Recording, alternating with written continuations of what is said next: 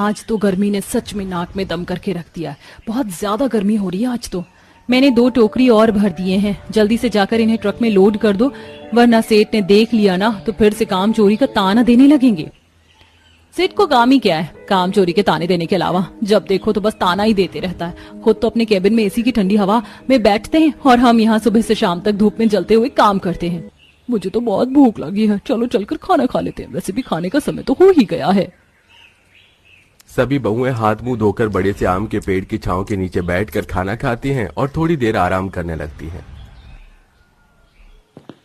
वाह भाई वाह, मुझे लगा कि मेरे मजदूर काम कर रहे हैं और तुम हो कि यहाँ आराम से पेड़ की छांव के नीचे लेटी हुई हो। अगर कहो तो कूलर लगवा दूं, गर्मी लग रही होगी ना। लेकिन सेठ जी, अभी तो हमारा खाने का समय खत्म होने में 10 मिनट बाकी है। इस खाने के समय में तो हम कुछ भी कर सकते हैं।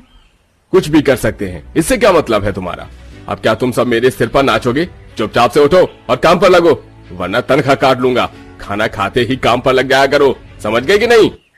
इतना कहकर उनका सेठ मनोज वहां से चला जाता है। पांचों बहुएं टोकरी उठाती हैं और फिर से तपती धूप में आम के बगीचे में काम करने लगती हैं। शाम को जब तनख्वाह लेने की बारी आती है तो मनोज उनकी तनख्वाह से आधे पैसे काट कर उन्हें देता है। सेठ जी, आपने आधे पैसे क्यों काट लिए? हम तो पूरा महीना काम पर आए हैं। पूरा महीना काम पर आए हो, लेकिन महीने में काम कितना किया है ये पता है? हर 10 मिनट में तो तुम लोगों को आराम करते हुए देखता हूँ। खाने का समय आधे घंटे का होता है, लेकिन तुम लोग 1 घंटा लेती हो और कभी कभी तो जल्दी ही भाग जाती हो। अभी आप पैसे काटूंगा, नहीं तो काम बढ़ाऊंगा। लेकिन सेठ जी, हमारे जल्दी जाने का कारण हमने आपको बताया था और हम तो खाना खाते ही काम पर लग जाते हैं और समय से ही आते हैं। मुझसे बहस करने की कोई जरूरत नहीं है, वरना जो दे रहा हूँ वो भी काट लूंगा।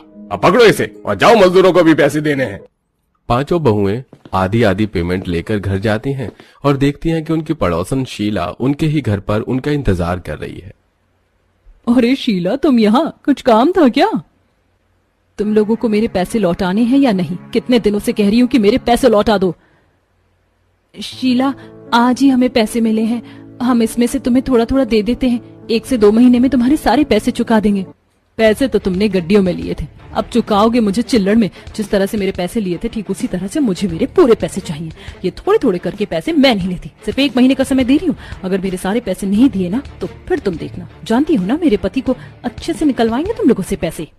शीला की धमकी से परेशान होकर पांचों बहुएं घर में बैठती हैं कि तभी उनके पति भी काम से आ जाते हैं। क्या हुआ, पैसे का कुछ पता चला क्या? कब मिलेगी? 15 दिन हो गए हैं, अब तो मिल जानी चाहिए। मालिक तो बाहर जाकर बैठ गया है और ये मैनेजर है कि मेरे पैसे देने में आनाकानी